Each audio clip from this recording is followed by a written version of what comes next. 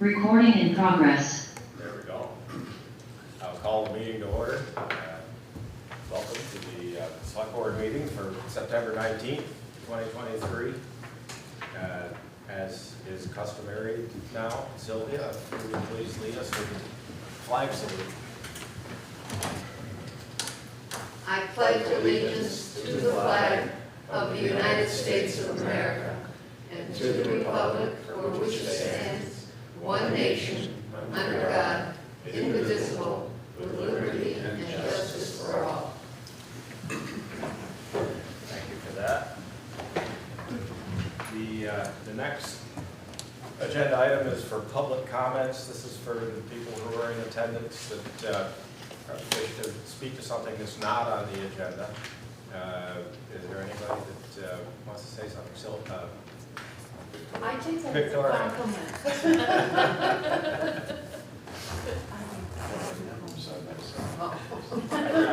It does trigger the reverse. Yeah.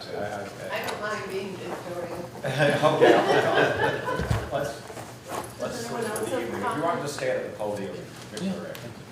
The YouTube is definitely done. Yeah. Good evening, everyone. My name is Victoria Silsby, and I'm a resident of Manchester.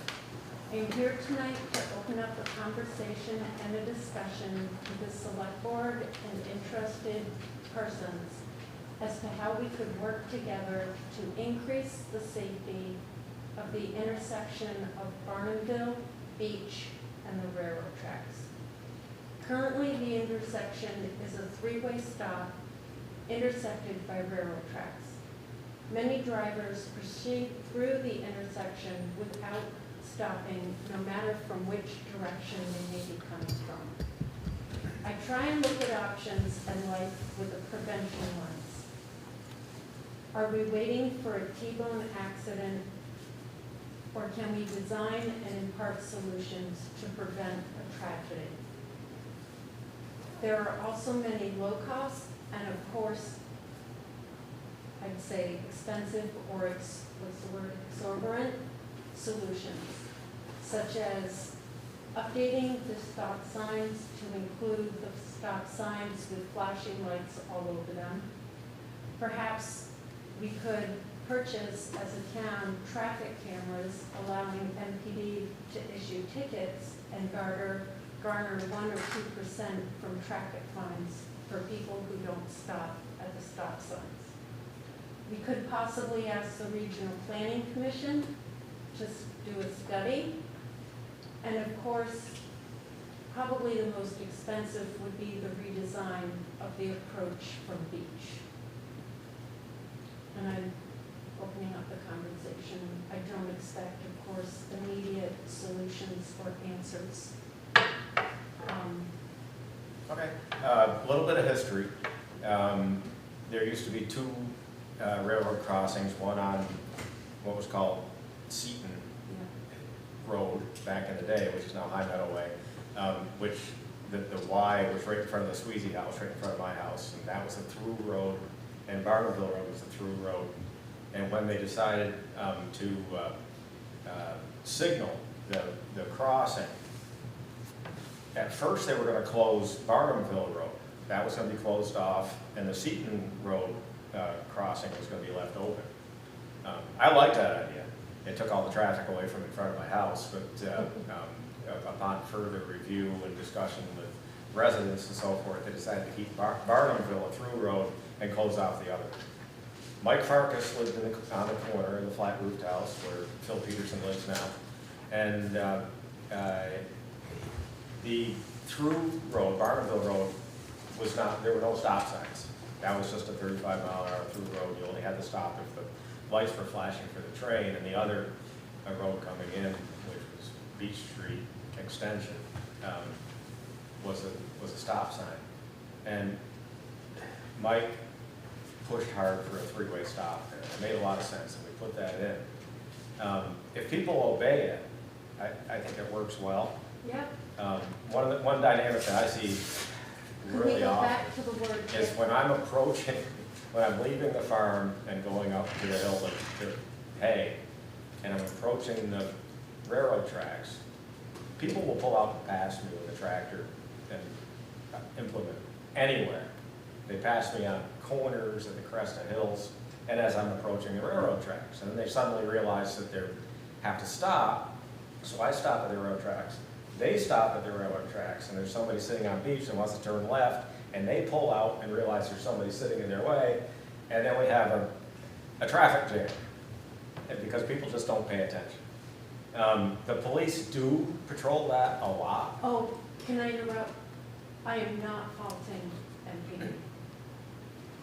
Just, About 2 nights a week, I have a lot of blue lights right in front of my house where they're pulling people over that didn't stop. I don't know if people have short memories or if they weren't the ones that got caught, but I see that action, so I stop religiously at all the stop signs.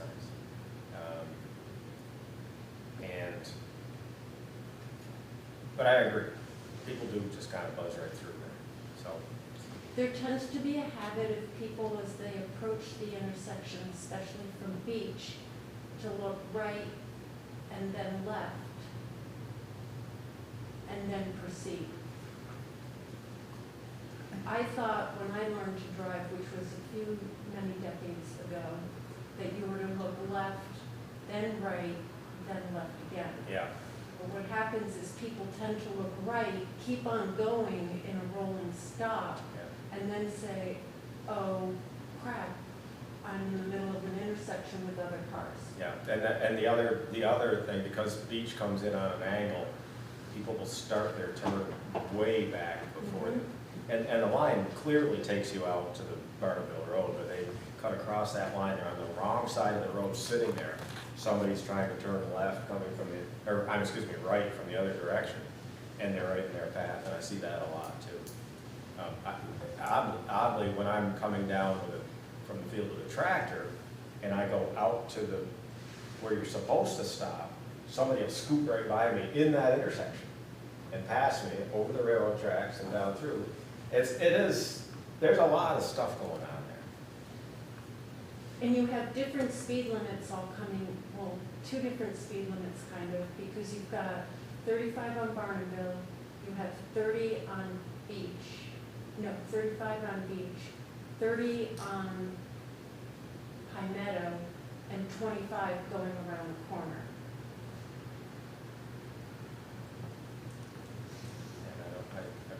And So those are all it's just reasonable. something that. Those are reasonable I speed know that limits. a lot of students use that road, and that coming down from the mountain to get kids to various Oh, schools. that's, I know student drivers use that road, and I'm really concerned, God forbid, there's an accident. yeah, anybody that lives north or west of Manchester that works on the mountain or goes to school on the mountain, use that as a cutoff to not go to Manchester. There's heavy traffic, And, usually coming over and High winter Meadow Way. skiers come over from Route 7 on High Meadow or Beach and go up the mountain that way, whether they're staying in short-term rentals or at some of the hotels on that end of town. But it is a crazy intersection if you want entertainment. I'm not sure that it's safe entertainment, but you could park your car and watch the craziness. This needs an island right here to keep people from turning left too soon. And it should bring everybody here. This doesn't have any of these stop lines at the end of Beach. It's There's typically a stop line there. yeah, this says 23, I don't know if it. Yeah, that's after the paved, well, no, it's not, because this is all pavement over here. This was paved, Yeah, and the lines weren't added yet. I don't know if there's a line there yet or not. Barnumville is still not straight. those blinking stop lights, we ran into those in Maine this weekend, and at this intersection where there had been a terrible accident, and so they put in, everybody had one, people were There's really mixed paying reviews attention. from professionals as to whether or not they really work. There's numerous intersections in Bennington that they're implemented. I go up to Maine, so I know what you're I talking think about. they definitely worked at this intersection. People were slowing down miles before because it was flashing, like, oh my God. How are the horses like that? What? I don't care. They were powered also by solar. So Yes. each one had its own little solar thing. And it worked in that intersection, which is sort of a similar situation as this. My suggestion would be that we get the chief involved in this discussion, because he probably has a lot of data on that intersection, because they do so many traffic stops there because of the lack of people stopping. He may have some really good numbers. Okay, I have spoken to him about that intersection before, and I don't have the data with me, but apparently there hasn't been that many accidents. No. But at the same time, he has increased, like you said, traffic control out there, monitoring traffic. I've also reached out to BCRC a few months ago about doing a study at that intersection.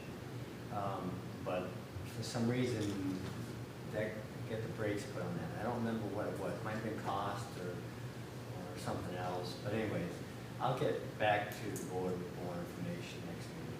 Okay. Very good. Thank you very The much. conversation has started. Thank you. Other public comments? Nothing. Then the next agenda item is to approve the minutes of September 5th. That was a regular meeting. Make a motion to approve the minutes from September 5th. Second. All in favor, say aye. Aye. And we're all there, right?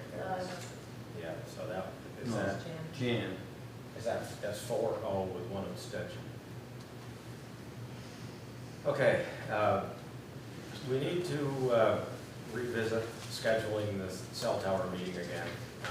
We had chosen September 25th as a date that everybody could live with, and unfortunately that day is also Yom Kippur, and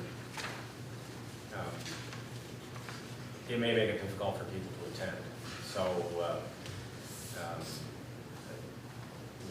I guess we have to try to reschedule that. so if we can start with the dates that are available at the library, that'd be a good Okay. starting point. So, October 5th is a Thursday night. Then we have the following 3 Wednesdays, the 11th, the 18th, and the 25th. I believe those dates are still available, Ed, is that correct? I didn't check that course and that's it. Okay, but coming into the meeting, that's what was available to us. So Wednesday night, 11th, 18th, and the 25th, or Thursday, the 5th. Greg, when are you on again? So the 5th is fine and the 25th is fine. The 5th is not good for me. No good for the, how's the 25th? 25th is fine. So how's the 25th for everybody? I can do the 27th. 25th. Okay.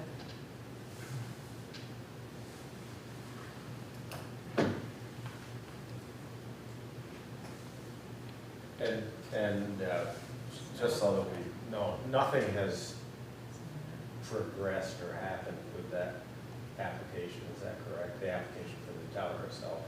No. We're hasn't been still in a submitted. window where That's we can. plenty of time. Okay. And just to remind you, the night before, we have previously scheduled a meeting the 24th, which is that land use Okay. possible change. So that's October 25th now, you October accept that? 25th. Okay, so 25th is available at the library. We had planned on 6 starting time. If you want to attend that at the library, we can go with that. And just so that you, make sure you caught that, Sylvia, our hearing for the zoning amendments is the night before, on the 24th. And that's 1 of 2, right? That's the first. That's the first of 2. And I think Sylvia asked at the last meeting, the zoning amendments don't include anything to do with the Verizon tower. No. No, it's unrelated. There's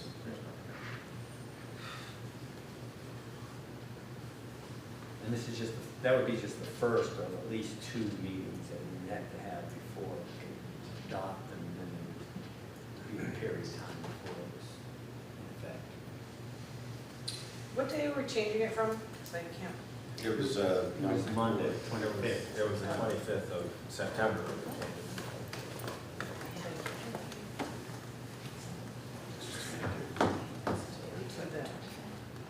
was not confusing as possible.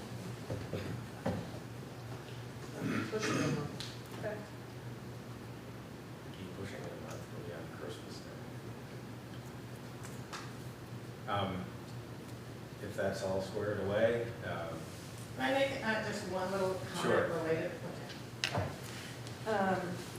Yeah, so hi, my name is Martine Victor, and I wrote some stuff out, but I think, I guess the way I've been thinking about it is envisioning what that area would look like with the cell tower there at 140 feet.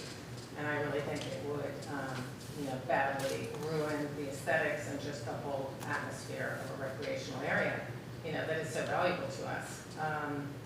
I also had talked to Cynthia Kilburn, and I forget if she's on the zoning or planning commission, but she was very concerned with it being too close to the fire and rescue helicopter pad. I think it's about 1,140 feet. So that makes me think, if for some reason this tower went in, it would have to have probably flashing red lights because of that proximity. So that's another, kind of unpleasant aspect, of this potential tower. So I've been talking to people, and some people say, oh, what's the big deal with radiation? It's intermittent, for the children that are there at the facility or at the Red Fox school. But it would not be intermittent for, a lot of the children that are living on Homer Road, in the mobile home park there. So, I have this feeling that what's at the bottom of it is probably a lot of money from Verizon for the North Shire Civic Center, incorporated. It's a nonprofit, and I hear they're sort of chronically underfunded and really need money, but I just don't think it's an acceptable trade-off. To, put something up like that, that really will, just damage the area. And then you also have to remember that, Verizon has usually how these things work, an exclusive lease for a year or 2 years, and then all the other telecom companies will, jump on, and you could have 4 or maybe 5. So, the radiation from, for example, the tower down in Pittsfield, that's just one Verizon tower, and I don't know what their zoning is, but it's basically driven away. People out in the neighborhood have had to move out. And it's an ongoing lawsuit, going on for 3 years now. So I just think we really need to put it in an area that is zoned, that there are areas with conditional use zoning that would work. And, Hunter Park, Riley Rankin, it's specifically mixed use too, which does not allow telecommunication towers.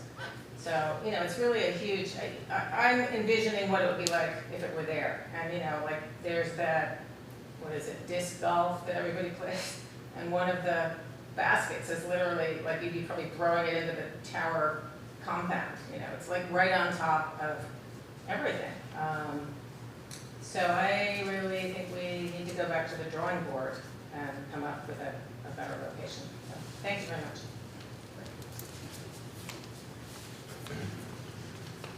so we're attempting to reschedule that meeting for October 25th at the library. Hopefully the planning commission will be in attendance. I think the only board that Cynthia Kilburn sits on is the Board of Civil Authority. I don't think she's on any of the regulatory boards relative to the development. She's an alternate on the DRB also. Oh, she's an alternate, okay. I did not realize that. I was I gonna say, retract that's where my I see statement. her. She sits in quite frequently Okay. lately, because I go to those meetings. Then you were correct. She does sit as an alternate on the development review board. Yeah, she thought it was a major safety issue, because she Yeah, said I there stand were corrected. at least 3 helicopter, events per week on Yeah, average. that's interesting. Which is a There- lot. on the cell tower that we have now, down by the airstrip, which is no longer in use,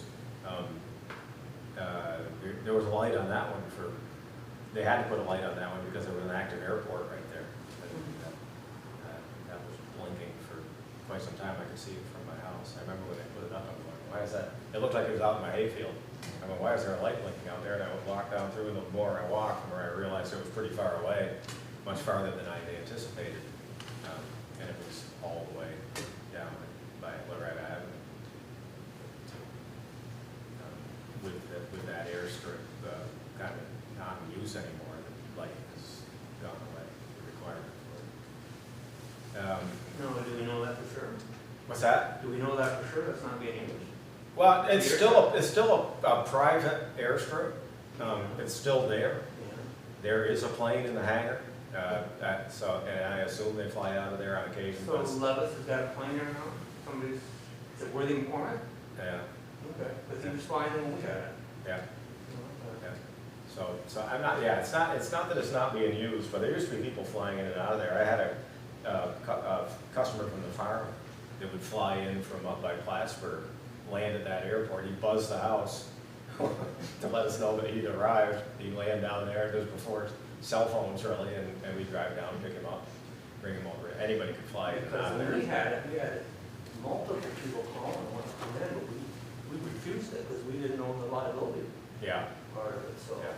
It's not that it couldn't be, probably, it's, maybe nobody's got enough money, I don't know. Yeah, well, the strip itself is on Hayes property, as you know. And it was moved farther, I'll say farther to the north. And it's not on the town property. I mean, it used to be kind of on both, and as you know, it got moved onto your property. Well, for the longest time, I thought, when Dick was mowing the whole thing, I thought he owned the whole thing, and then I found out. Well, he did. I mean, Somebody else. that- yeah, that- yeah. The town owned the part of the section that it comes up through from the gym. yeah. They had no idea. That's where the hangars, I guess, used to be years ago. Hangars were right there, yeah. My brother had 2 planes in them. But anyways, we digressed a little bit. As we do. Worse.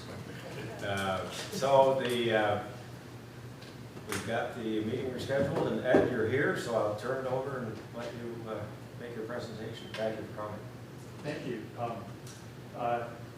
I'm Ed Surgeon, the Executive Director of the Manchester Community Library. I'd like to thank the Select Board for the opportunity to update the community tonight on what's been happening with the library and the progress we've made since I spoke here last September when I was still dripping wet, brand new in my position. So I've got a short presentation to show you, and I'd be happy to take any questions that may arise. So let me just interrupt very briefly and speak to GNAT.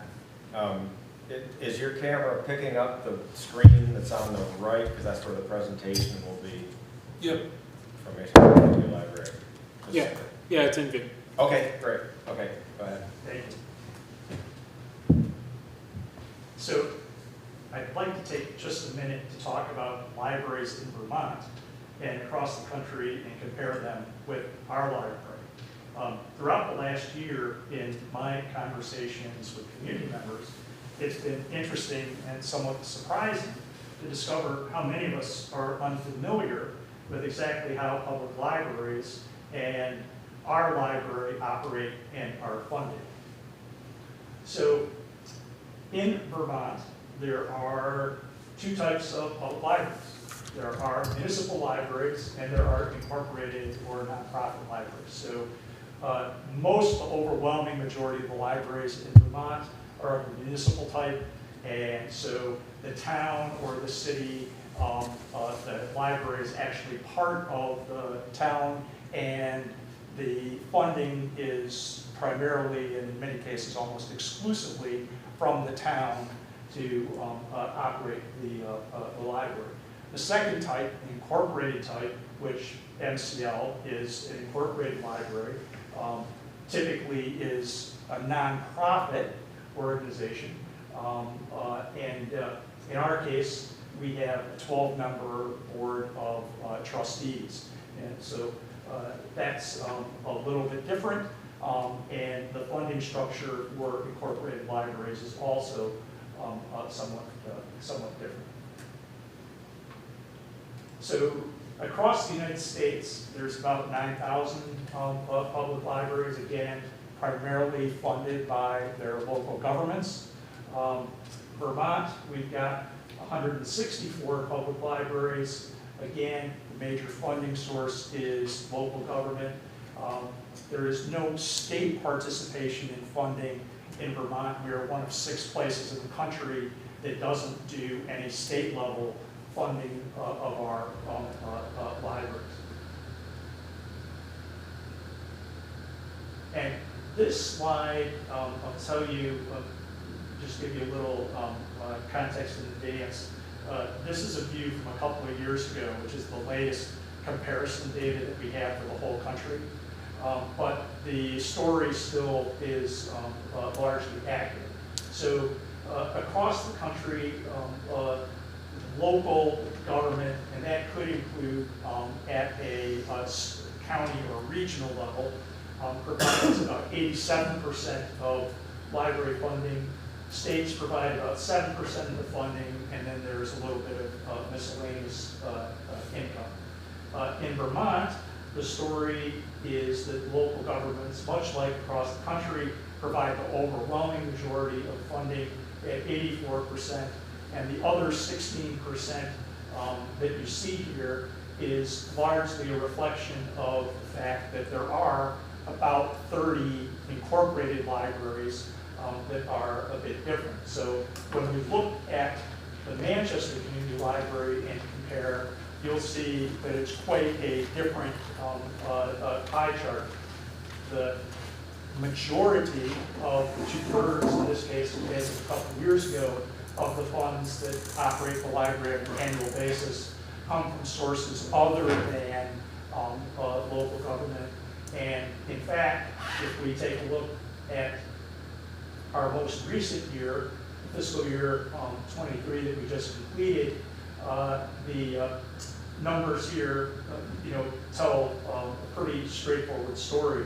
The town appropriation, which has been level funded now for 5 years, is about 1/4 of the library's revenues, and 3/4 of the revenues, predominated by our fundraising, are the other 3/4. So this gives you a picture of our most recent year from a revenue standpoint. If we look at library expenses, it probably will not come as a surprise that the majority of our expenditures are on wages and benefits. Again, if you look at this pie chart and you compare how we spend money with public libraries, both in the state of Vermont and across the country, it's very, very comparable.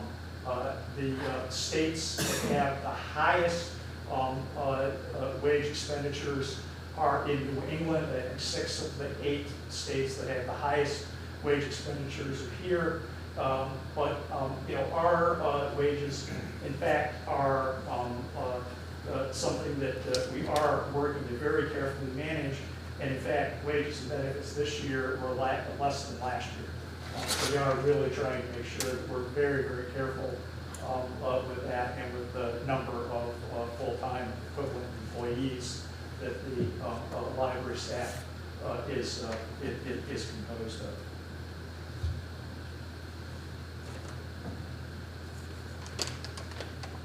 Now, looking at what has actually happened, and probably of more interest to the folks that are coming to the library, we've had quite a year of change and progress. I'm going to share with you one of my beliefs. You can call it a bias if you prefer, but I believe the most sincere way that people demonstrate how they feel and what they value is how they vote with their feet. That is where they go and where they spend their time. And this last year, it's pretty clear that many people have decided that the library is a place they really want to be. So we've doubled the number of total visits to almost 50,000. We tripled the number of programs and events that we run to almost 1,000. And again, the attendance also tripled to almost 15,000 attendees. at those programs and events. And we have 800 new members, of which about 2/3 are here in Manchester, and about 1/3 would be non-residents. And that would mirror our membership generally, where about 2/3 of our members are from Manchester, and about 1/3 would be from surrounding communities in the region.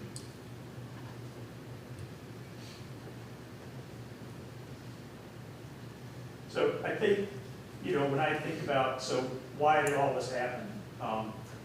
One of the things that we really concentrated on is cultivating a friendly and welcoming atmosphere. I like to think of the library as resting on a three-legged stool. And when someone walks in, they want three things. The first thing is that they want to be welcomed. The second thing, they want to be known. And the third thing, they want to be safe. If we provide those three things, and particularly for our kids, lots of good things can happen. If any of them are missing, it's going to be suboptimal outcomes. And frankly, many times people will not want to be in a space where those things aren't true. So what is the basis of the operation of a public library? Public libraries are free and open to everyone. So everyone can come in. We've not charged admission. That is inconsistent with the public library model, except in a handful of quite special circumstances. And one of the big changes that we made in the past year is that all of our library staff, really separate from whatever their responsibilities might be, are patron facing. So every single member of our team works time at the help desk every week, works in the Saturday rotation every week, participates in the programs every week. It is just so critical to how we do our job and how the community interacts with us for all the library staff to be public facing. And so that's really a critical piece of what we've put into place. The next thing is that we've had a very intentional focus on our children and families. And that is by no means to say that we don't do a lot of work and with a lot of focus on adults of all ages. We certainly do. But there's something that is true in public libraries, not only in the United States, around the world. It's that you can get a virtuous cycle of engagement when you are able to bring children to the library. We all know what a vicious cycle is. Well, a virtuous cycle is one that can become self-reinforcing and it will build upon itself. And so it's pretty simple. If we get children in the library, parents follow, grandparents follow, everyone else follows. And so that's something that we're really focused on. We're working very closely with all of our area schools, both public and private, and from preschool through high school. And so that's, again, a huge area of concentration. If you peel a little bit of the onion and you look at the backgrounds of our library staff, I think 8 of the 10 of us are either former teachers or educators. So it's kind of in the DNA that we have an affinity for and really like to work with kids. And so that's a big piece of what we do. The other thing that has been a major area of concentration, and this is really where best practice contemporary public libraries are headed, is that a library can be more in the way of being a community center, a facilitator, and a catalyst. And so we've done a lot of work to bring together the nonprofit community, the service organizations in the entire county, and get folks talking and working together in new and different ways. Post-COVID, and we're still not that far removed from the pandemic, there's been a lot of changes in the leadership and the personnel at many organizations. And so that opportunity for people to come together and interact has been really important. And there's another piece to this, and I think we look at some of the kinds of issues, problems, and opportunities that we have in front of us right now, and many of them require scale. It's not enough for an organization to just do its thing, its lane by itself. So I like to talk about all of us, all these organizations in the region work for the greater good. We can pretty much agree on that. The trick now is how do we do the greatest good together? And that's where I think bringing organizations together, and particularly organizations outside of just their specific lane, to collaborate and cooperate has a chance for some real significant benefits for all of us. So that's another place that we've been concentrating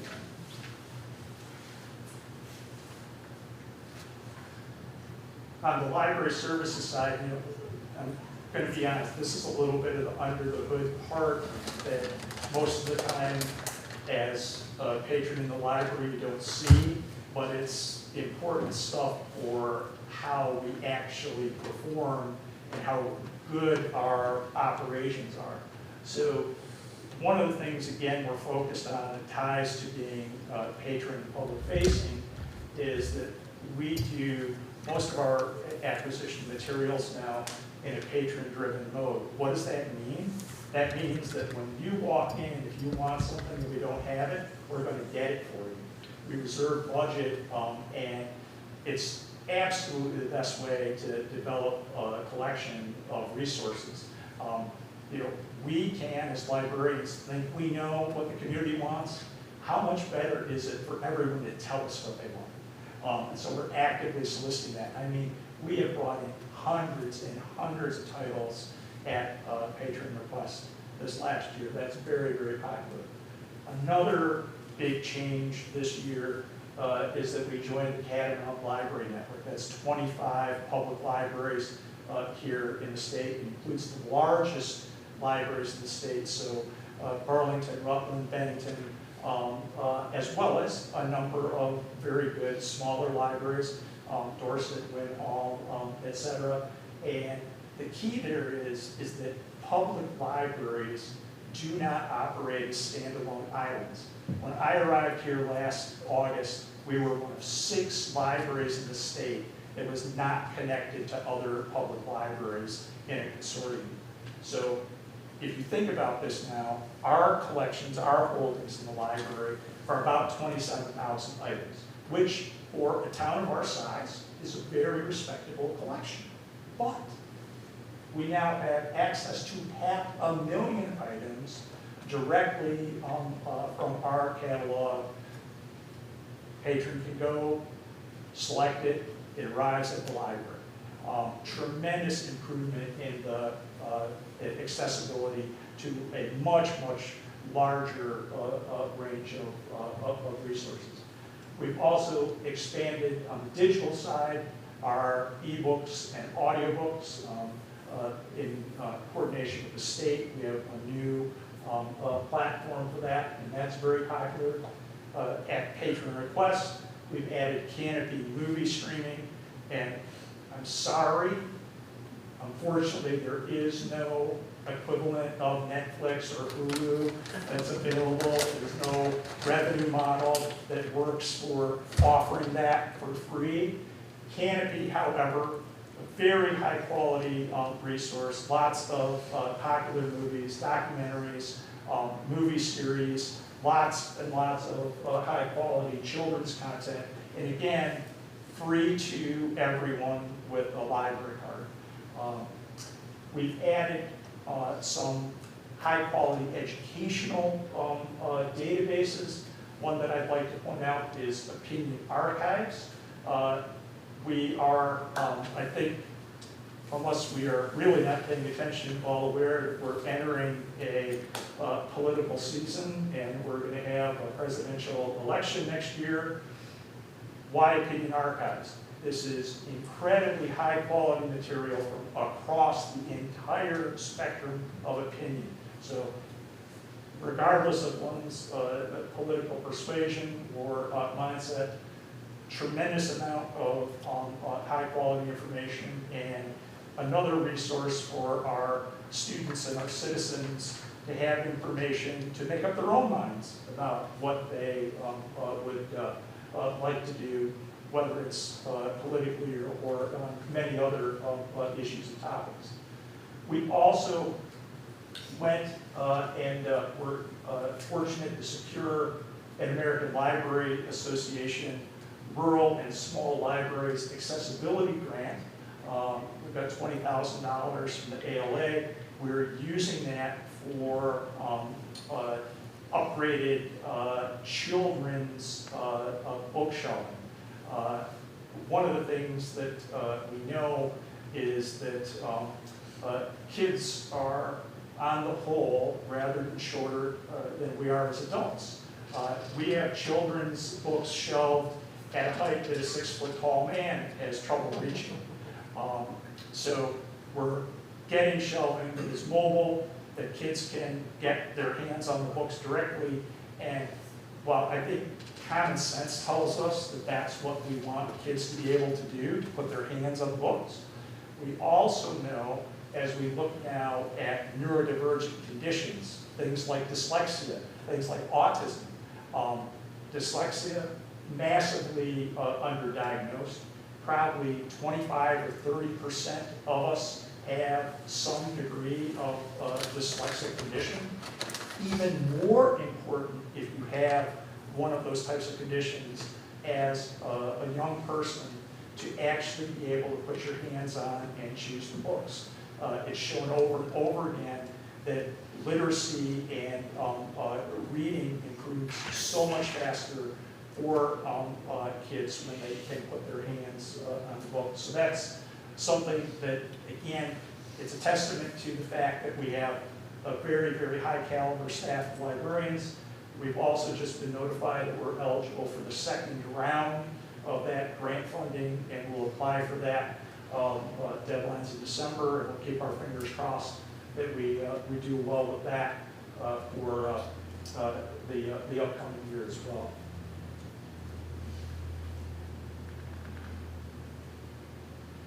On the program side, the things we do really are very, very closely aligned to our mission.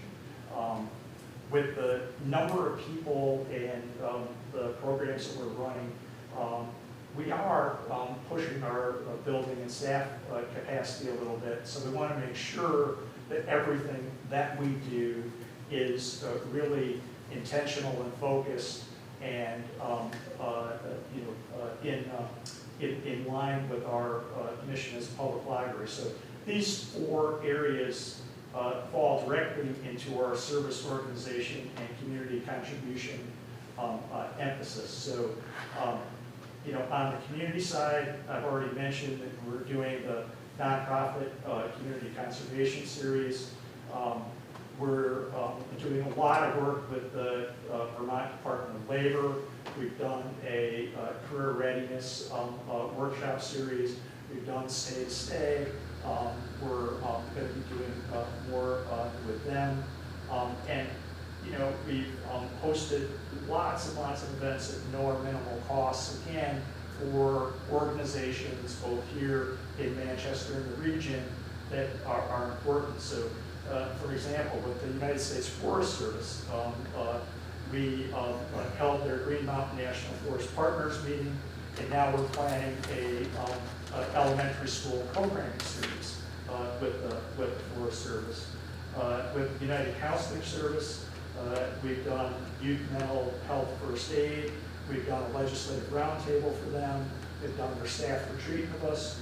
And again, many of our local nonprofit boards and annual meetings are held at the library. So to give you an example, today, taking advantage of that, was the Food Cupboard in Hildene, and many other organizations do that as well. And we also host a number of nonprofit fundraisers for smaller organizations that don't have the facility to be able to do that. On the education side, we've done a ton of stuff.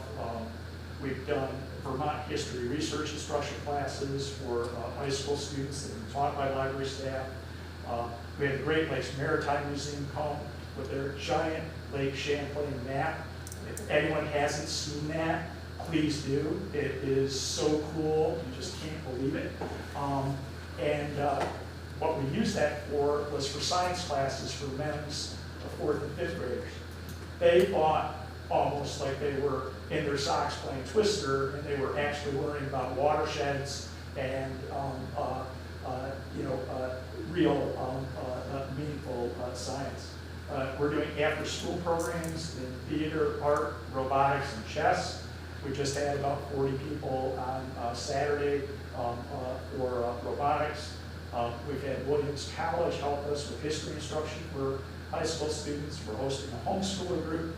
Northshire Day, we do a lot of work with, including a regular preschool story time. Our summer reading program, more than 100,000 minutes of youth reading this summer.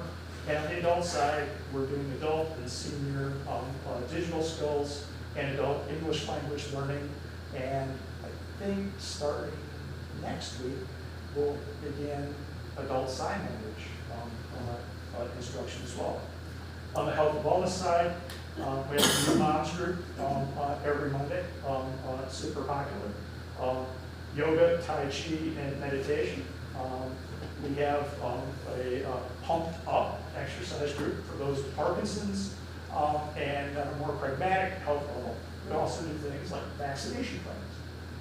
On the recreation side, and I know sometimes people think about recreation and it can turn more towards sports.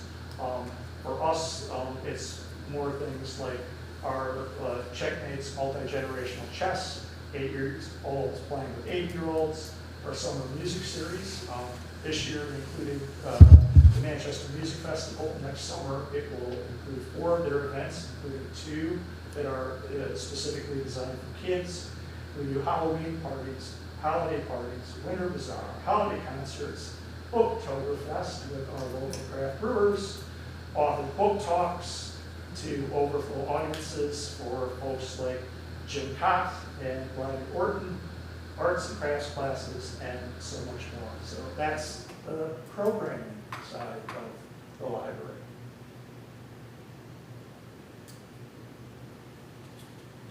With the town of Manchester, what have we done in the last year? In March, we hosted 3 days where the police department did training and brought people in from around the state. We've hosted the energy committee meetings. I took the liberty of putting an S on cell tower hearings, knowing we get a second one in. We even held a select board meeting, and this summer we did quite a bit with the rec park in coordination with their camps. I think that the library really is working hard to build and grow our connections with the town. I think Scott, you and I were both relatively new to our jobs, and I trust we're developing a good working relationship. At Gordon Black's suggestion last winter, we're now offering free library memberships to all town employees and their families.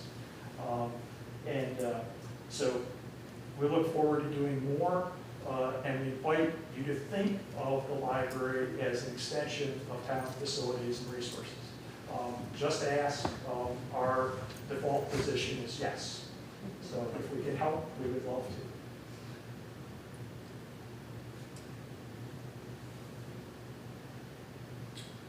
Looking ahead, and I had to do a similar presentation last week to the library board, and I said, I know that this is going to be decidedly unglamorous and mundane, but we're really focused on the nuts and bolts and the fundamentals of our best best practices as a library. We've done a lot in this year, but we've got a long way to go. And you can imagine, it's a year together as this new team. And so we want to make sure that the progress we're making, we're able to sustain. So we'll continue working on community engagement, have a bunch of things to do with our staff. No surprise, high-functioning organizations, of which we'd like to believe the library is becoming one, are characterized by retaining high-quality people over time. So we've got a real focus on doing that and developing our people. We're working on getting more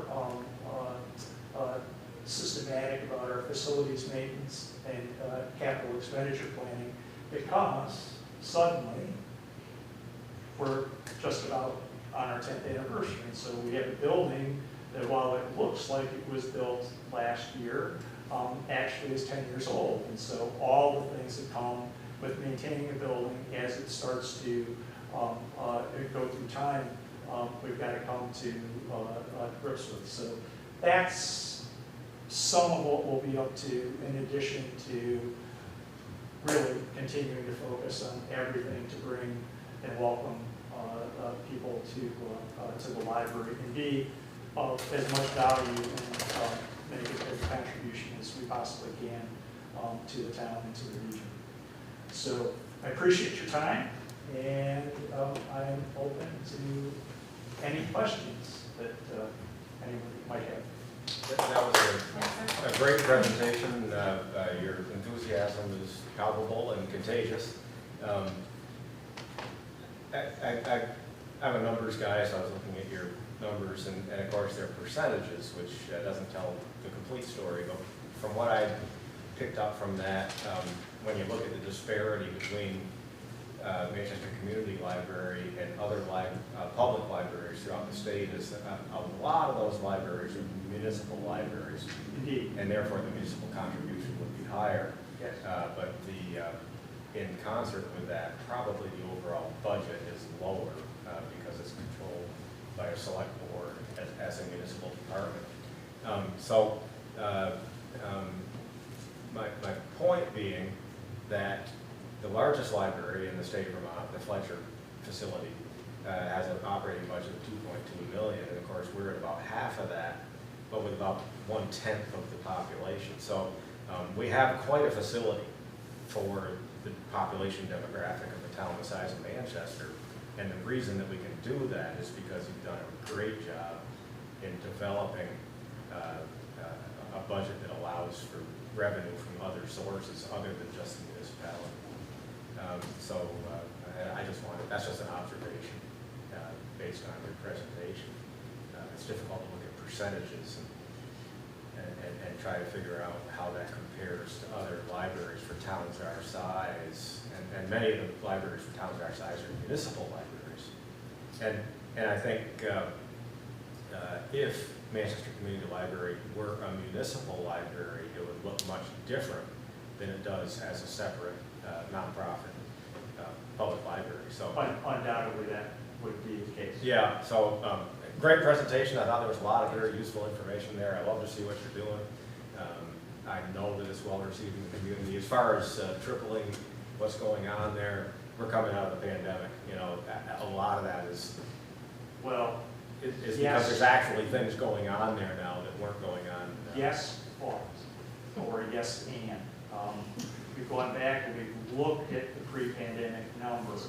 I was wondering. And we are as busy as this library has ever been. Yeah.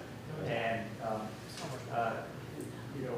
one of the things that I like to do, in addition to go back and look at old stats, I like to talk to people. And I think everybody knows that the library was built with too little parking.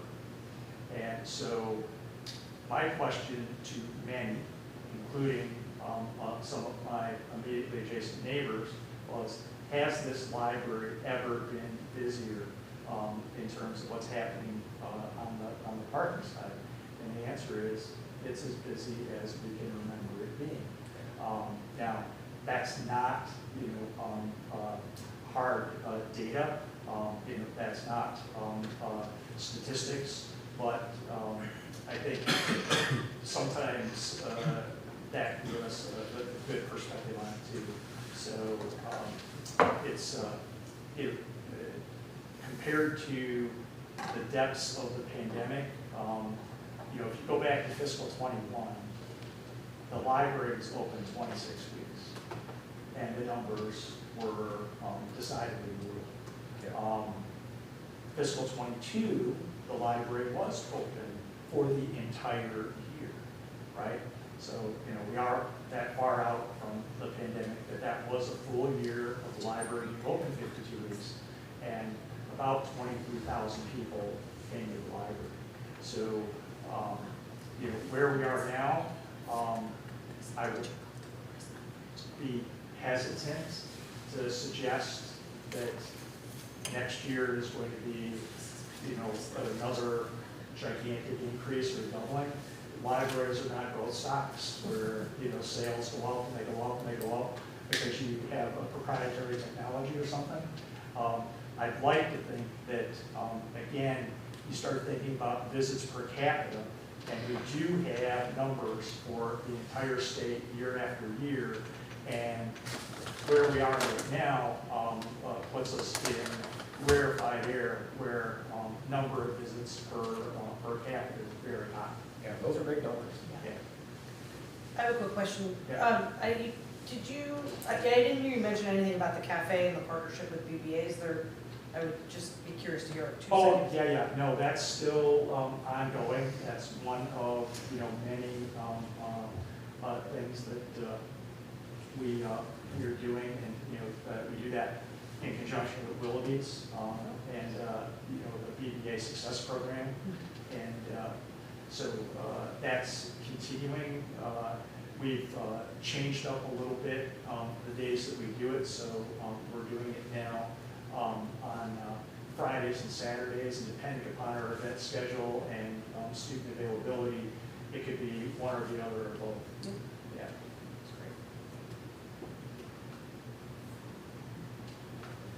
that's great. I just want to say thank you. Great presentation. Yeah. Thank you. Really appreciate it. Yeah, appreciate the chance to be here. Nice to have you here in the middle of the year too, when it's not budget time. Well, yes. And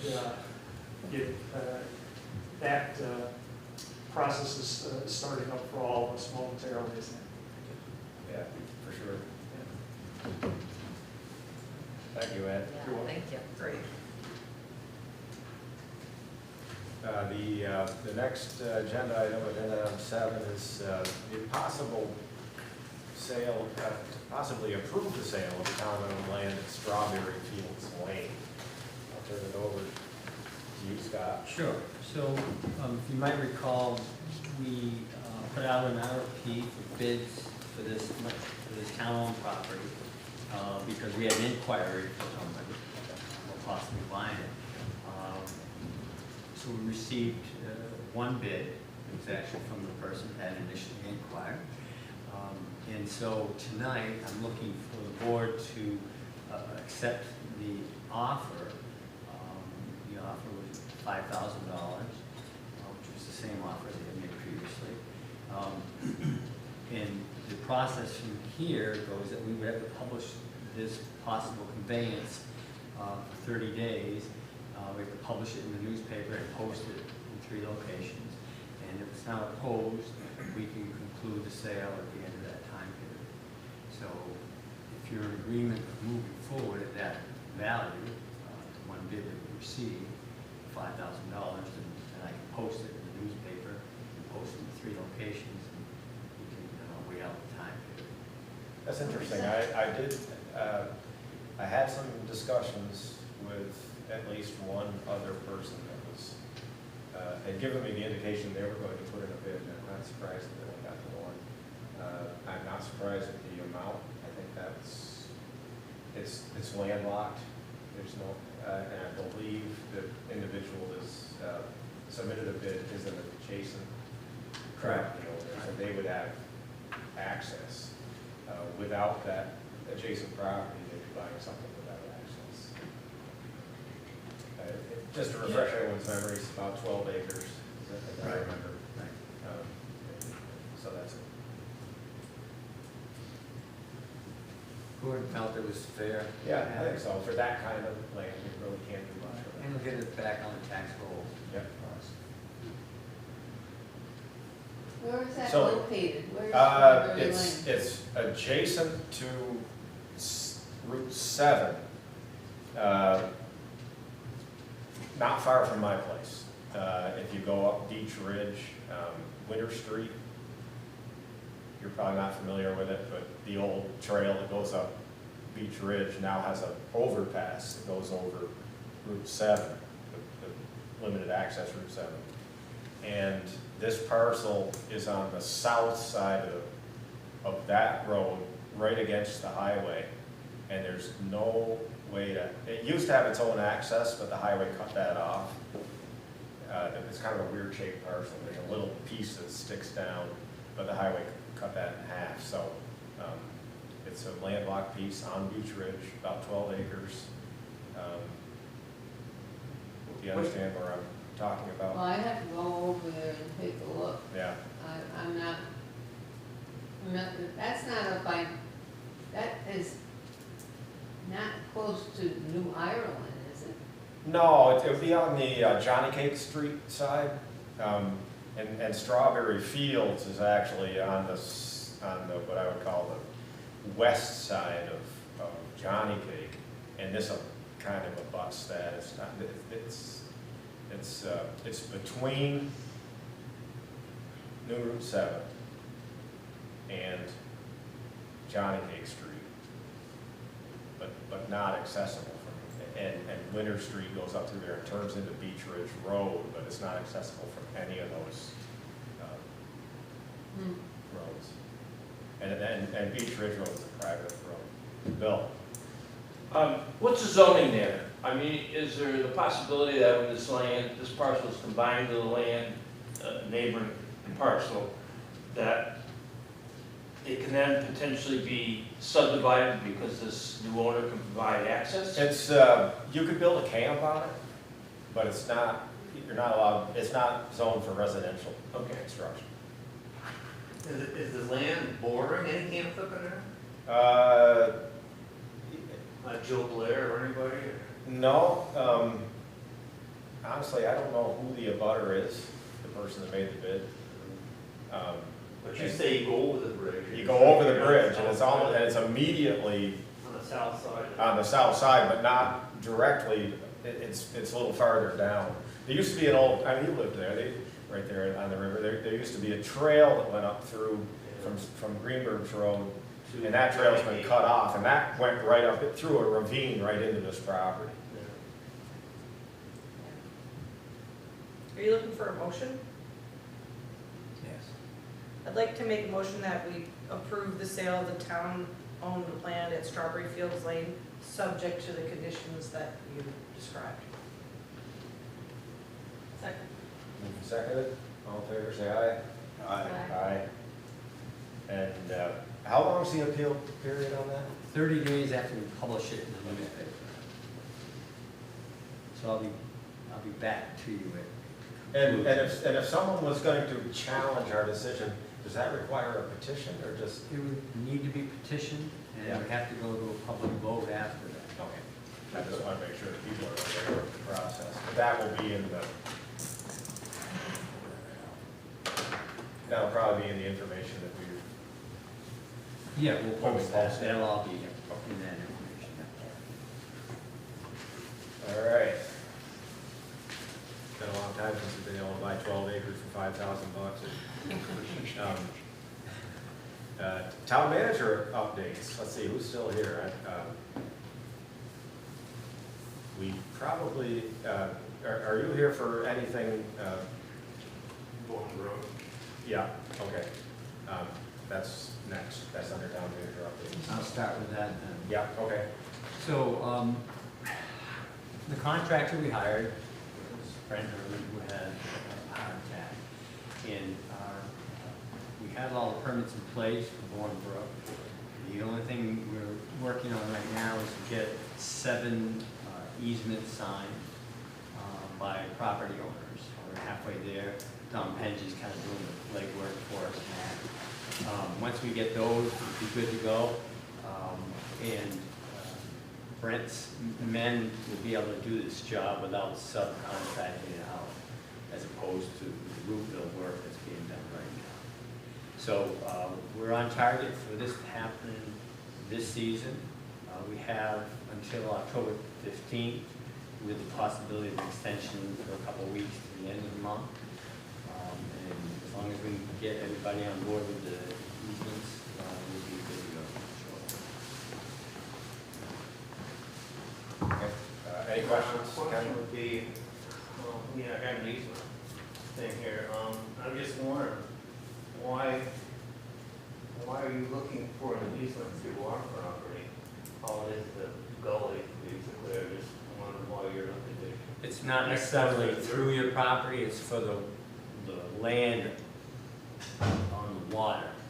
So they're gonna go in the water, and everybody that they touch, we need an easement. According to my stakes, we own the gully.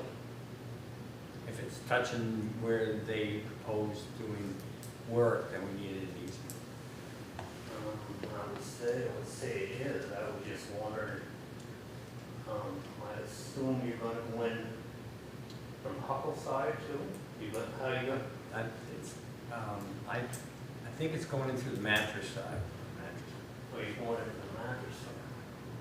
So if you're going in there, my question is, why do you need to go across our property in the brook? We don't have to cross your property. It's any work that's being done that touches your property in the river, that might touch your property. Okay, so you don't have to go across our property? Right. No. Okay. But the first one we got from Don Penny, of course, that was the one that said, Brownlee Brook. We don't live on Brownlee Brook. So And we've changed. I want to clarify that, so. How about, another question, how about future? And I can see Josh is not here, but how about, what can be done to kind of remedy this, so this doesn't keep happening? Because I had a discussion with Josh, and it's a corner that keeps tearing out. You put river rocks on that bank, and they don't hold up to high water. It just keeps washing out. And then the river wants to change directions and head right down through the development, flooding everybody out, and then it goes across Richford Road.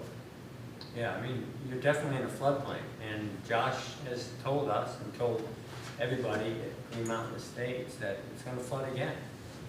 There's really nothing that we can do to prevent that. This fix will be for a short while, but it'll fill in again, and it'll overflow again.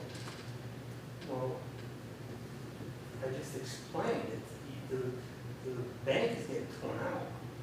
I understand the river, rocks come off the mountain and deposits down there, and it goes up the riverbed. But what it does, it tears out that corner. It's right there, right behind us practically. And when it tears out the corner, it wants to change direction. And of course, I talked to Josh about driving pylons on and backing with big rocks, just to support that corner. That's why we get flooded, because the corner keeps leaving. Yeah. And did he have a response to that, Ken? First response, he said it wouldn't work. And I'm not sure why it wouldn't work. It's a spillway. Yeah. Right behind my house is a spillway. Yeah. So the best thing to do is to let it overflow into the spillway instead of just totally ripping that corner out and want to change direction through that whole development. And then another thing, I don't know why we put big rocks on the bank for Zufali, but we can't do anything on the corner. It didn't make sense. And the whole understanding that I heard for Zufali's bank being fixed was you didn't want water going across Richfield Road. So it comes through the development and it still goes across Richfield Road. I brought up the thing about Mark Roberts on there. After Irene, he flared his banks up. I was told by Josh that I cannot raise my banks up. So yet Mark Roberts flared his up 3-4 feet down there. And that area, some down there should be over flood. they would catch up to all in box culverts or in that roadway and push it over into Rasheeds. And then another thing happens, when they put the rail spur in, 2011 Irene, they brought all that ice through the one, when it got cold and it warms up drastically. They brought all that ice right down, caught that rail spur, and came right over the pump station, buried that pump station, that sewer station.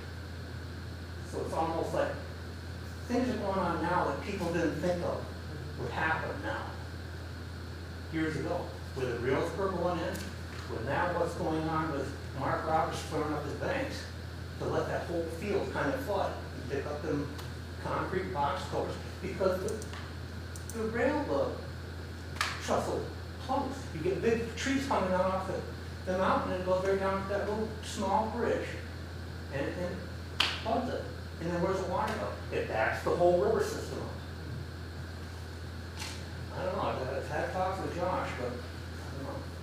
So Josh is the guy that got all the permits, and they obviously tried to do a design plan for, like, the greatest good. Is that kind of how the whole thing worked? Josh is the river management engineer Yeah. for our area. Right. So he's been on location many, many times, especially since July 10th on this summer. Yeah. And he's been working with us. This NRCS program, we've had the approval for funding for over a year. We're just getting now to get it done with 75% funding. But he has to work within the state guidelines. Right. And he's the one who tells us what we can do and what we can't. And a lot of this was changed after Irene. Right.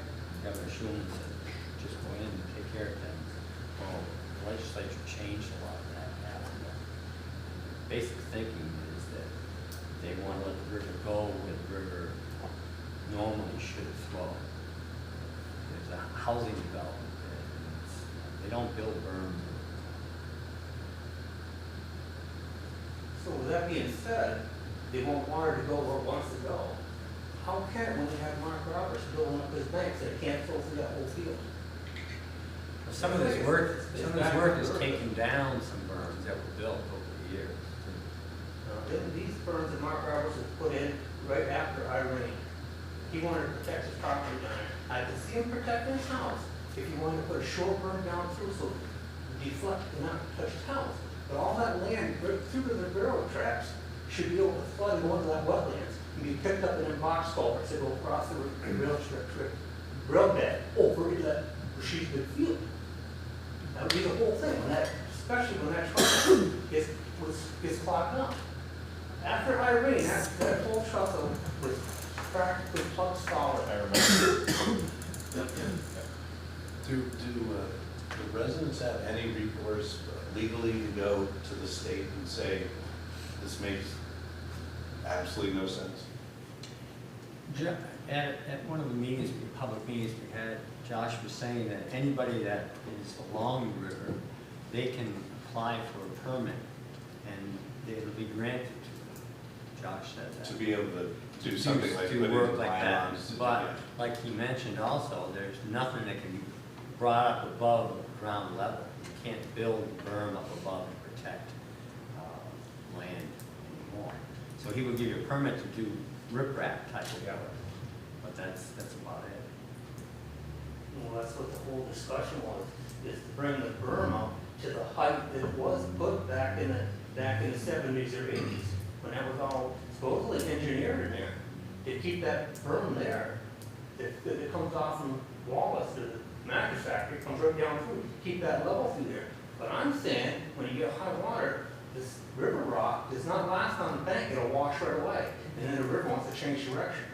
That's what I was saying. Drive pylons in and back that with big rocks. Allow that to overflow, come into that spillway, and then, but not change direction of that river. And have that current come down through there 4 foot deep to tear up everything in there. That's a little much. So this is an opportunity for me to mention that we're working with Seth Longards and the Stratton Foundation. And I'll have more information for this later, but we are coming up with a plan and an opportunity for the residents of Green Mountain Estates to safeguard their utilities in their houses, because they are in a floodplain, it is gonna flood again. So there's a program we're putting together that will allow them funding, to access funding through the Stratton Foundation, to allow them to lift the utilities that are, say, in the basement up above the base flood elevation. So we have a meeting set up next month. I think it's October 4th. I'll have more information at our next select board meeting about that. But it's something that Seth can try to pull together and, all work very well. I think we need to have a discussion with Josh or something, to see about getting something funded in there. I know Doug Kilman visited down there and he said something about everybody in that development pitching in to help pay to have something done, whether it's big rocks or something to help hold that corner. And who paid for the big rocks that are on the Falls thing? I don't know off the top of my head. I don't. I'm just curious why that could be done there, but you can't go up the river 100 That may have been yards to fix that corner. It doesn't make something that they did. Huh? They may have gotten a permit to do that back when it happened. I don't think it was a permit because it was done fairly quick. I mean, it was. Was that done after Irene? It opened a Irene? big hole up right here by Pendy's and Yeah. Was that after Irene, Ken? That was that Irene and the one before that? Sandy. Yeah, see, back, And there's been 3 of them now, so Yeah. it's either, it could have been the past one. Yeah, there's been 5 flooding events there since Irene. Right. Like Josh said. But you'd be surprised if you could. but after Irene, at that point in time, the state said, go in and do whatever you have to do, don't worry about permits, and that may have been when that was done. That's the one where Lawrence Grant got in the river. Yeah. He took care of the whole thing. He did a good job other than he putting the river rocks back on there. High water comes back down, all the rocks come back into the riverbed again. So it's really, you're not taking the rocks out and getting rid of them. And I understand with Josh, you're coming off the mountain, there's nothing you can do, it's gonna keep happening. But to have that, lose that corner every time, and that's what's flooding out that development, is that corner's leaving. So you don't necessarily have to build it up, you just have to stabilize it. Stabilize it, yeah. Let the water flow and come into that still water. But don't have it rip out and change that whole current coming through there, 4 foot deep. Just wants to tear everything out. Do you know if that program or that, whole situation will apply to people at Bournebrook as well? Or is it just a Green Mountain State? That when we're talking about, Yeah. I think it's the Green Mountain State. But Bournebrook's further down,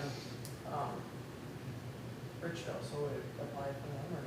I don't know, it's a limited amount of money, Yeah. they could talk about $25,000.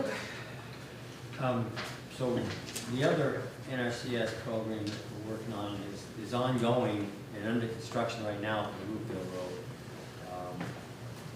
That again was a Brent Herman project, but now it's been subbed out through Paul Cummings and Renault Brothers. And Renault Brothers are great to work with, they know their stuff. So that's ongoing, it should be done within 2 weeks, and it's going fairly well. And then Lula Ford, the library watershed. So that was part of the original NRCS application that we made. When the designs came back for that, Josh had evaluated the design and found out it wasn't going to solve their problems.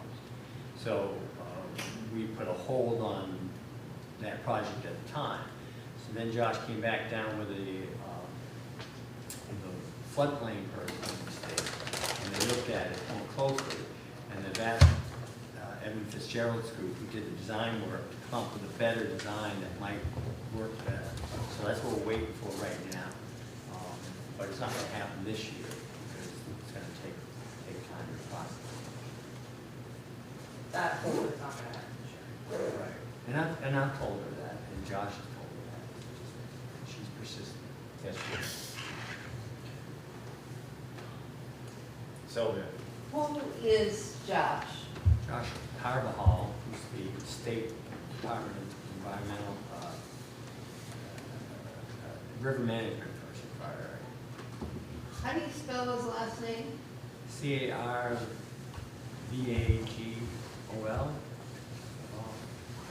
That's close. Okay, well, we should have something right Yeah, maybe. I don't know if the J is the H. Is it G or Yeah. J? there. Yes. Okay, anything else? Scott? Just, we had some storm damage at Factory Point Cemetery. A lot of trees, have big trees down, and did some damage on some of the headstones. Was that in the last storm? Yeah, that wind Yeah. lightning storm. Yeah. Yeah, so the crews fixed that up, took a lot of that up, and has made the cemetery look nice again, so. And finally, it's not on there, at our next meeting, which is probably gonna be the 3rd of October, you'll be asked to endorse the sale of the Green Mountain Estates.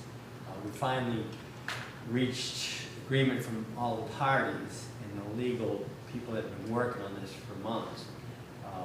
And so that part is done. There's still other steps to be done, title insurance and a waiting period of time. But at the next meeting, we'll be able to do that, and the water commissions will be asked the same, just at their next meeting. So I'm going to give you a heads up that that's coming down.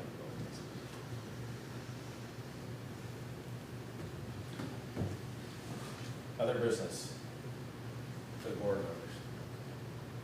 Anything? Hearing none, we have an executive session for personnel, evaluation of public officer and contracts. Excuse me. There's a question. Yes, Bill. Other business. Have the board reviewed the planning commission study on temporary housing? Yeah, We have not. do you plan to? I think you ought to I take that suspect so. report and we ought to look at it, because we're talking about our housing problem. There's issues there, so. Oh, the one that was just written about in the paper. Right. Yeah, It's on our website. yeah. Yeah. And I read that article and looked at it, and we'll review that report for sure. And there's been even more stuff recently. Of course, the New York city ban on Airbnbs, which is a big, and Yeah. it speaks to owner-occupied Airbnbs versus non-full-time. And the forums blew up over the past week about the issue. I feel sorry for some guy who has a second home. I don't know if you guys saw I that. think what's happened is that we need to address more formally, from my perspective, is that, you know, the vacation housing, what a lot of people started off as a part-time operation, you know, you go on vacation, you rent out your house, or seasonal, if you're even here 6 months and so on, is that it's become an investment business for a lot of people to buy houses and turn them into vacation rentals on a year-round basis. And my quick study on it, on my own, found 70 of our residences bought up in the last 5 years, which are former first-time residences, or year-round residences, are now vacation, part-time, short-term rentals. Yeah. And when we're trying to solve our housing problem, you take 70 units out of stock like that, that's a big reason why we have a problem. Yeah. And it may be even more than that. Well, those are the year-rounds. I'm not focusing on the other 100 or so that are advertised as rentals. And they fly under the radar. That's what makes it interesting and easy, because they aren't classified as bed and breakfast, they're not classified as inns, and to be honest, people are not anxious to touch them, because everybody who gets involved in decision-making on the other side of the coin tends to use them sometimes, so. Well, as I said last time too, Bill, I wonder, it's such a tax revenue generator for especially for this state and its size, whether you get a lot of pushback from that realm. But I did read a lot of comments over this past week regarding short-term housing, and while you can't force somebody to rent their house out for a longer period, you put your finger on it, it's probably, it's not fair to take that many properties off the market and turn them into short-term housing if you're not here, if you're not a stakeholder in Vermont, and these are people who live here. It became there was a good conversation about fairness, and a lot of part-time owners get a real bad reputation for either for not renting out their place. And one person was saying, gee, I support everything in my community, I hire everybody, I go to all the restaurants, I'm only here, for a certain period of time, and I rent out my place the other part of the time. But That's not what I'm talking about. no, I know you're not, but I think you're talking about the 70 units that are turned into short-term housing. On a year-round basis. Yeah, on a year-round basis, right, and they're non-resident. They're not even here, the owners. That doesn't seem. So anyway, I just think we ought to bring that up to the table, and you want to solve the housing problem. And zoning issue more than a select board issue? It seems like this would be something that would be presented to planning. There's something about this in the zoning changes that are proposed, isn't there? Yeah, I think they need some direction. it actually mixes it up. I thought there was something in there. It's just accessory dwelling units and whether or not you can have one if you're none, or if you're not Living there.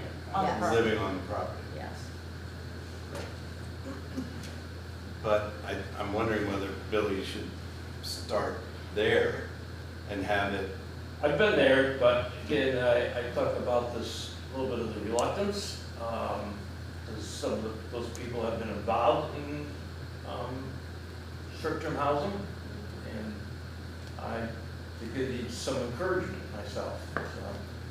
Did Dorset just have this on their docket and then it didn't go through? Did Mary read about that in the journal? Yeah, there was something about them Doesn't trying this to infringe prevent that. upon, I don't know what happened. Well, that's, I mean, Right? what, your take on it is exactly the argument on the other side, which is a legitimate argument. I purchased the property, I have rights to use it, and this is something that's allowed by Absolutely. law, Free and enterprise. it makes my I property, don't get it. it As makes my much as property I much like more Bill, valuable. and But I it, know but it, but it's a this, sore spot with him. I just feel, hey, somebody wants to, That particular use And though that's isn't kind of really, investment. it's not defined very well in the ordinance. So as Bill said, it's not an Airbnb, it's not we a, have to have so much control. it's not a bed and breakfast. Well, we do. But we don't. well, we control everybody else, Sylvia. I mean, if you have a bread and breakfast, which you did, you I have, never did. but you have all kinds of Just a bit. regulations and controls that you have to adhere to. If you have an inn, you have all kinds of health department regulations and controls, and you have to, you have taxes that you're responsible for. I mean, rooms and People are meals paying. taxes. These are They're taking care of things. there's no regulation of these whatsoever, and it competes with the rest of the hospitality industry, who have to adhere to these regulations.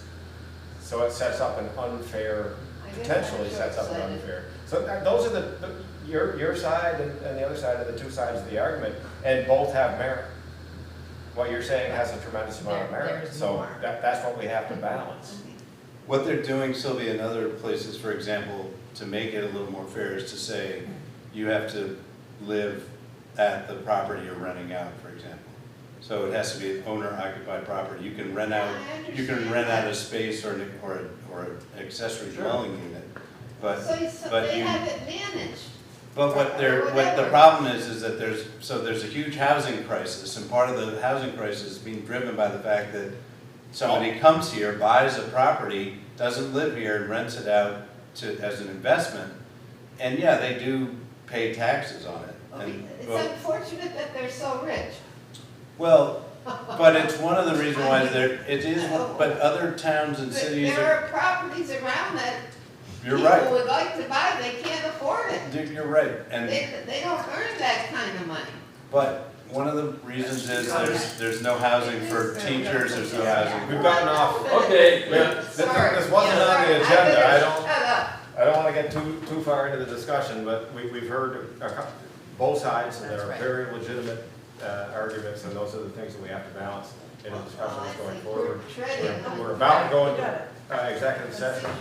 But we Mr. do Chairman, need I to make figure a, out where that topic lays. Yeah, Does we it- need to circle Is it back. the planning commission I think it's a here? planning And it zoning. needs to be posted because there's lots of people who have comments they'd like to make, Yeah, you know, around the entire subject. yeah. I mean, I too have things I'd love to say, but I don't think right here is the place to do it. I think there has to be So, something. And the housing task force, just to be fair, did address a lot of this stuff and did look at a lot of the other towns' approaches to it. And, you know, one of the things that we were considering when addressing this whole crisis is making some sort of change to our ordinances so that it's a little more equitable and a little less incentivized for people that don't have ownership in the community in any way, shape, or form to have, operate businesses. So it's, And you know. that, those findings and suggestions were submitted to the planning commission. I think this report was something that we had asked for, Yeah. this study in the That's right. beginning of the task force. Yeah. And then the task force kind of all changed, but this is, I think, a result of us speculating about how many units were around and speculating about the exact, the depth, I guess, I for seem lack to of remember the what we problem. said yesterday. Yeah, so this, I mean, so now this is. I'm just looking for maybe a plan of addressing it in some way, bringing the community together, let's hash it out and, And I was asking. come the to a chairman- landing. I asked the chairman whether it was a planning commission issue at this point. I would think that that's the way we should approach it. 100%. And they should then come to us with their recommendation, and it probably is gonna be a change to the ordinance. And I just then suggest with that is put some sort of time frame on it, because the study was initiated a year ago. Longer. Yeah, and Yeah. here we are, you know. Yeah, I agree. Okay, Mr. Chairman, I make a motion that we enter executive session for the purpose of discussing personnel in the preschool, disclosure of which could be detrimental to the town. Second. there's a motion, a second, all in favor, say aye. Aye, okay, we're going into executive session. Scott, on any of these, do you see an action being taken by the board in public session this evening? No. I didn't think so. So I'm gonna say that this will end the public portion of the meeting, we'll go into executive session. When we come out, we will open the meeting back up simply to adjourn the meeting. Our next meeting is October Third. 3rd, okay, You're not gonna do anything beforehand. between now and October 3rd. Oh, I'll be doing stuff. I hope not. Oh, we do have some things going on, like the energy committee, they're gonna be down at the Taking the American windows. Legion, Yeah. Arlington, Yep. Yeah. yeah, the 29th through the 4th. You gonna volunteer? Sylvia, I think his last name is spelled Carvajal. That's it. That's what I said. Oh, Is yeah, that what I that's what you said? said? That's what you said. I didn't hear the J. I Yeah, there was a J. I knew the J was H. Yeah. All right. But it's pronounced Caro. Carvajal. Lost my regular glass. Oh, I can't make it bigger. Are you ready? There it is. C-A